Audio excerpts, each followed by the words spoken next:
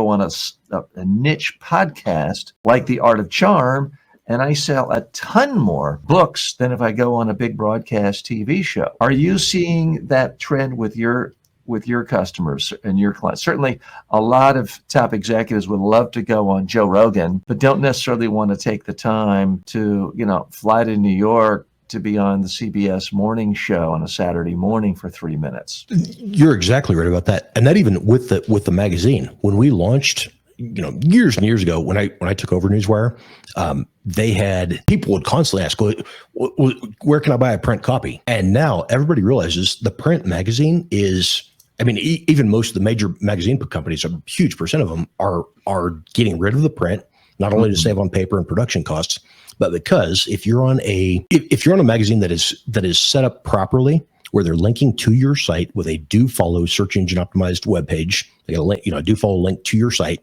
you can get on there, and that's not only, even if nobody ever reads the magazine article, you get a high domain authority site linking to yours, that's driving page rank to your website, helping your site rank better.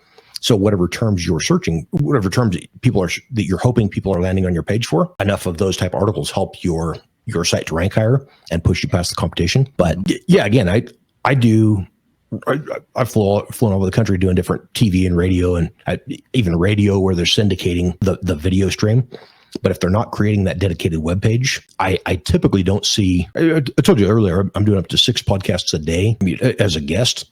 Mm-hmm. I rarely ever see one that I actually get anything from being a guest on. When I've got the guys that have done they've created the page, linked to the site, have landing page, optimized traffic, Google seeing that, like the TJ Walker show here. Now that's like driving traffic. And a lot of it's just throwing enough mud and seeing what sticks. And if you're not wasting money don't be paying for every paid ad that you can think of, or paying to be on blogs and stuff. But yeah, again, you get more out of now the sites that are keeping up with the trends and keeping up with what's actually working. And things do change constantly. Is there you've given us very specific practical, tactical tips on how to do things like get more out of your podcast interview. Is there any other media format or just new media platform you're excited about? And can you go into a little more detail on Amazon Fire? Because there's Amazon, there's Roku.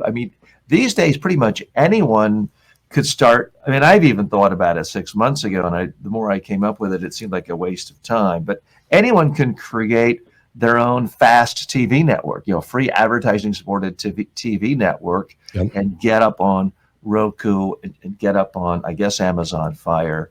But is it worth it if you don't have a way of building an audience? Because I remember from my old talk radio days, the radio salesman would be like, we're in 500,000 homes and 2 million homes. Yeah, but how many people actually listen? And my counter to them was, well, I've got basically a radio network available in 5 million homes. It's my voicemail machine. Anyone in the world could call and hear it. The fact that no one's calling all day, it's still distributed. Yep. Is it meaningful if you're not getting in front of people? So when you say the Amazon TV, are you talking about your own fast TV network or something else? So and that's a good question. Also, this is something I would recommend if you guys are telling you, hey, I can launch you an Amazon platform. If you're not in a position where spending additional money is generating extra traffic, the difference between views on Amazon Fire TV versus YouTube, you see here, Amazon's in 187 different countries, more than 50 million active monthly viewers. But